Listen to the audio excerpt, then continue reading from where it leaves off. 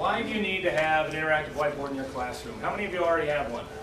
If you're in here, chances are you probably don't. But do you have one? What kind do you have? Mimio and Active. ActivBoard, all right. And what do you have? In the back. Who? We have SmartBoard. SmartBoard, all right. Now those are the two biggies these days, the SmartBoard and the Promethean ActivBoard. They both act basically the same way. Actually, all of these act the same way. They let you control your computer with your finger or with a pen. Essentially, it turns your big whiteboard that sits in the front of your classroom into a gigantic mouse. Okay, you can touch anywhere you want here. I can move the cursor around. I can move stuff around. I can do all kinds of things with it. But it's more than just making it able for you to be able to control your computer from in front of the classroom. There's a lot more to it. When they're used correctly, interactive whiteboards, without a doubt, in every classroom, will definitely increase comprehension of the topics that you teach. They're going to increase the retention rate of the information that you have in your lessons. They're going to greatly increase the amount of participation that your students want to have with you when you're teaching the lessons. And they are actually going to improve discipline if you do it right. Okay, now that's a big ball of wax there. 4 different things. And I guarantee you every single one of them will come true if you try to use them most effectively. Now what can we do with them that makes us be able to do all those things? You can teach, now this is specific to the music educators that I have in this room, but it's the same thing for math, it's the same thing for science, it's the same thing for history. Every single curricular area can benefit from an IWB. For us, particularly in the music arena, we can teach musical concepts in visual ways. All right? Right now, I'm a 5th and 6th grade band director. Okay? We teach out of the Essential Elements 2000 book. Every day when I get the kids in for the small group lessons, they come in, they sit down. I've got at least 2, usually 4 kids, 2 on each side, and I'm sitting there. And okay, let's pick it up at number 7 on page 7 at line number 100, whatever, out of the book. And if the kid's not totally with it that day, then I'm leaning up right there, Joe, right there, Susie, okay? And it slows things down. In a large group classroom, you've got the entire band there, but you're trying to do a group warm-up of some kind. You throw out, okay, everybody, let's do the B-flat concert scale, but for some reason, one of them just doesn't remember how to play the B-flat scale that day, okay, whatever. Instead of saying, okay, turn to this page in your book, instead of doing, pull out this piece of paper, I can throw everything up on the wall in front of the room. It's there, it's available, and I can quickly and easily move stuff around. I can scroll through things, and most of all, I can mark on it and show them the stuff that is important. If we're playing a scale and the trumpets are all messing up and playing B flats instead of B naturals, I pick up my little pen, I go up here, trumpets, you're screwing that thing up, come on, let's get it going. And we do it again, and we do it again.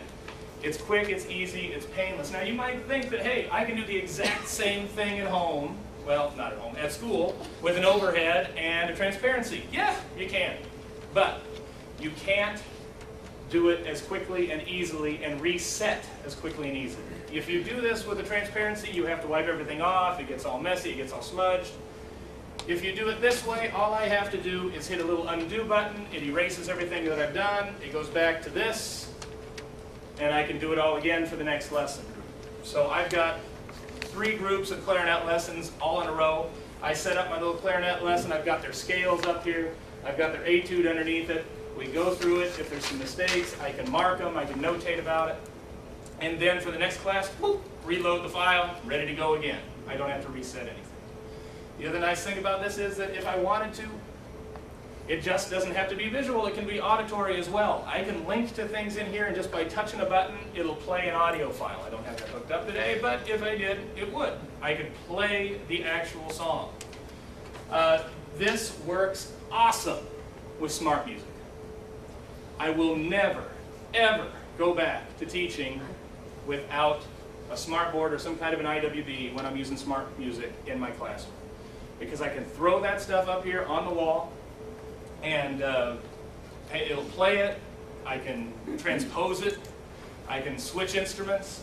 If I'm doing a concert band piece, I pull up that concert band piece on the wall, and I say, look, right here, trumpets, trumpets, trumpets. It's a B natural, we just worked on that in the scale warm-up. and you can circle it all. It's instantly available to your class. It makes things so much easier and so much more fluid when you're teaching, because you don't have to take the time to say, okay, Johnny, look at measure 9. Do you see it? And then, okay, let's play it. They play it wrong again. Johnny, measure 9. Do you see it? Johnny, look, okay, Johnny, fine, here. Click, put it up on the wall, right there. Oh, that's what you were talking about. I was on the wrong song. Okay. You know. All right. You can point out important parts of the music, and if you're using a music notation program, you can compose with it. Now, I don't have Finale on this one. I've got it over here, and I'll show you a little bit later, but with these interactive whiteboards, it is so easy. You pull up Finale, you pull up a blank piece of paper on there, and you can have the kids drag and drop notes in there. They can compose right in front of you. It is awesome for doing small group ensemble composition and arranging kinds of things, because each one of those kids wants to come up and they want to play with the magic pen, or they want to touch the magic board. One of the greatest things, I'll give you a hint for this. Everybody, especially if you teach elementary beginning band, and who knows, it might even work with high school, who knows, all right? Every day, when I turn this thing on in the morning at 8 o'clock, kids start filing in, dropping off their instruments on their way to class. On the wall is a big old square, and it says, got a big old trophy on it. It says, sign in if you practiced. And if they practiced at least an hour, I used to do 2 hours, but you know, I was kind of wanting to get more kids involved, so I lowered it to 1 hour. If you practiced at least an hour this week, sign in on the magic board. You would be amazed at how many kids practice just so that they can get to come up here, pick up a pen, and write their name on the magic board. Okay? Every morning. And if I don't have that thing on, they tell me about it. So that's a great idea. If you have an interactive whiteboard, do that, especially with younger kids.